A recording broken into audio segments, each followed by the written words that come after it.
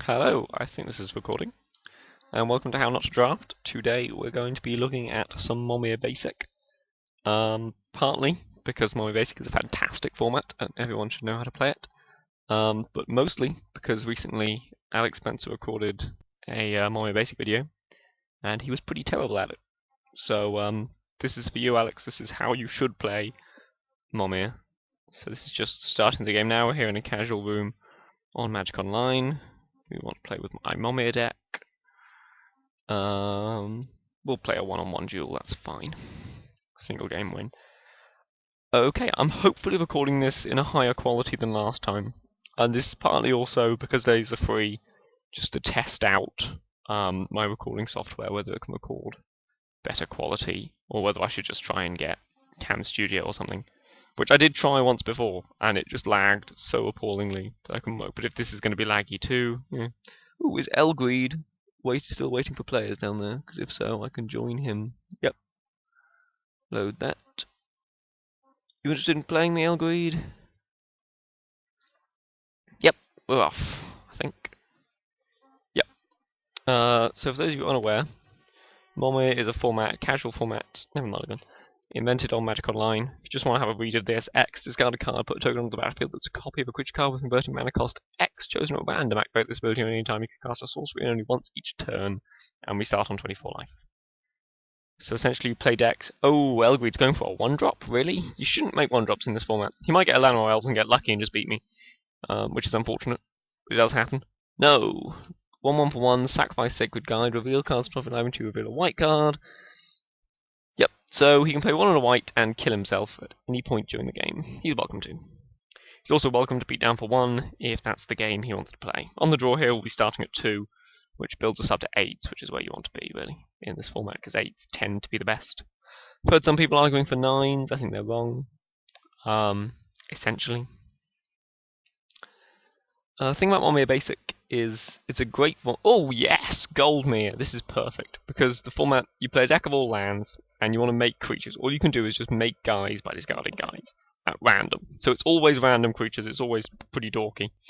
There's a lot of luck involved, obviously, as to which creatures you get exactly. Not blocking here, obviously.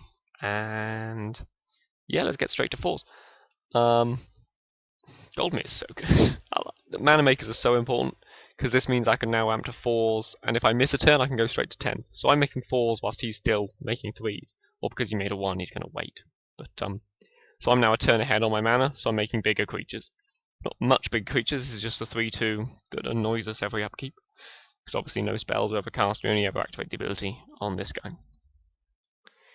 Creature every turn, smash the creatures into each other. Winning team is the first team that wins. By team I of course mean player. So he's making a 4 now, what do we got? 2-4 each. This is great as well because it's got all the Return to Ravnica cards recently added, which is neat, I find. I find it nice when the new cards come out on Momir Basic. Obviously that one's just a giant spider, so it's nothing particularly new and interesting, but kind of shuts down our 3-2 beats there. Not a problem, we're making a 5 already. And we've got a 5-mana 2-2, which also does nothing in this format. You've also got all the casual cards here, so you can make Maelstrom Wanderer and such, or in this case, Riku, who does nothing. All these creatures are technically token copies, so you can't copy any of them. So considering I got lucky with the Goldmere, I've since missed a couple of times, which isn't great. Gives him a chance to recover, but he also made the 1-drop, so I'm ahead there too. Ooh, Nested Ghoul is a good one. He's probably going to get at least 1 2/2 black zombie out of this when it dies. Yep, I'll trade one of my guys for your Indrik here. I think that's fine. If he wants to kill Moondrum and Shaman for an Indrik, that's a trade I'm happy to make.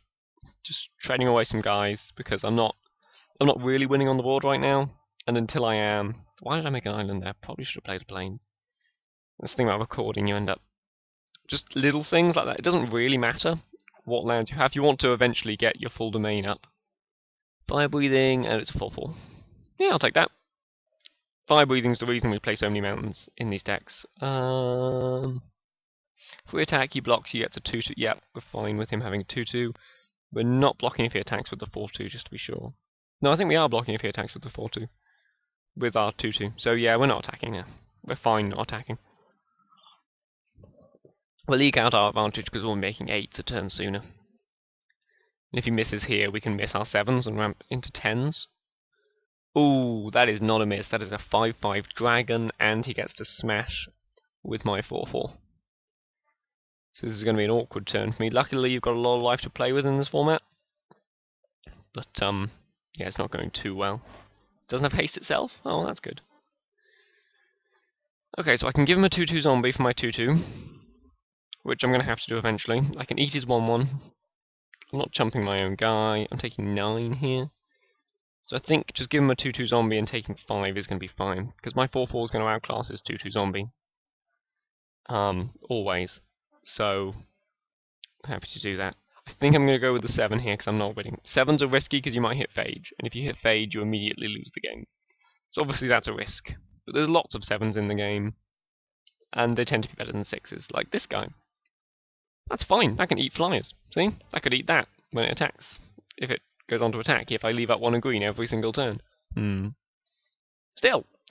I mean, you can eat that on the defense if he holds it back on the defense, which he probably won't, knowing I have that. But, it's a 5-5, which is, something cool. Great thing about this format is that that's a neat zombie token. So I'm getting distracted. I'm trying to talk to you about the format and everything whilst playing it, which isn't helpful.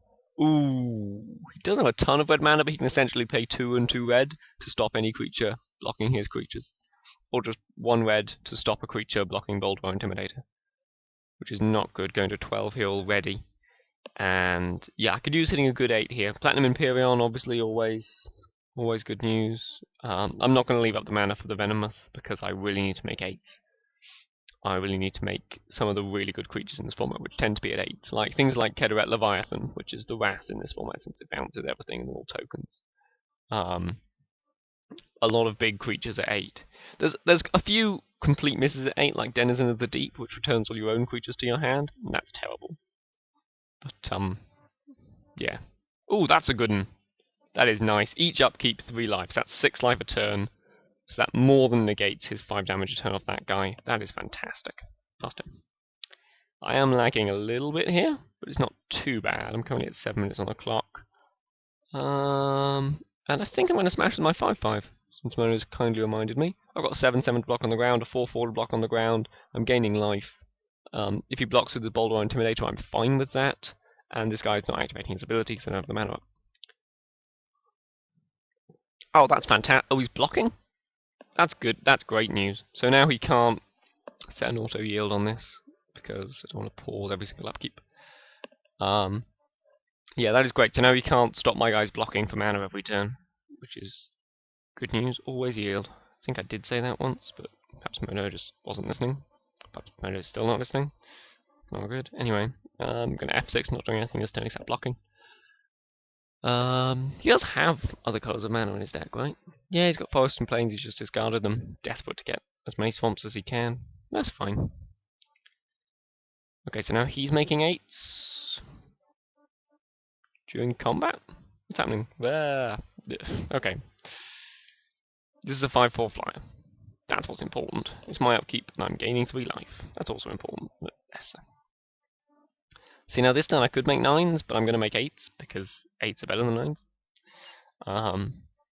That's it. I mean, perhaps 8s are better when you're on def, and 9s are better when you can...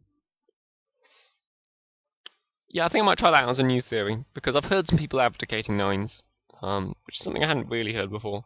I think 8s are better when you're looking for outs, so when you want the Platinum Imperial, that means you can't lose life, when you want the Kederet Leviathan. Whereas when you're kind of ahead/stable, 9s are going to be better for you. See? That's really good. It's just a 10-9 Annihilator too, but I'll take it. Still gaining my life every single upkeep, this 7-7. More than doing its work here. He didn't attack with his 5-5 flyer last turn, that's interesting. Maybe he thinks this guy's flying. It does not. Maybe he just thought the game through 5 damage wasn't that relevant. I mean, it is relevant. Annihilator 2 is so important though. I mean, he pretty much has to kill this guy next turn by trading 2 creatures for it. And also he'll end up sacrificing 2 lands, which puts him even... Oh, shit! Shouldn't swear, it's YouTube. But, okay. Now we're in trouble. Because while we've got our life gain, which is fantastic, and while we've got our Annihilator 2, which is fantastic, our lands are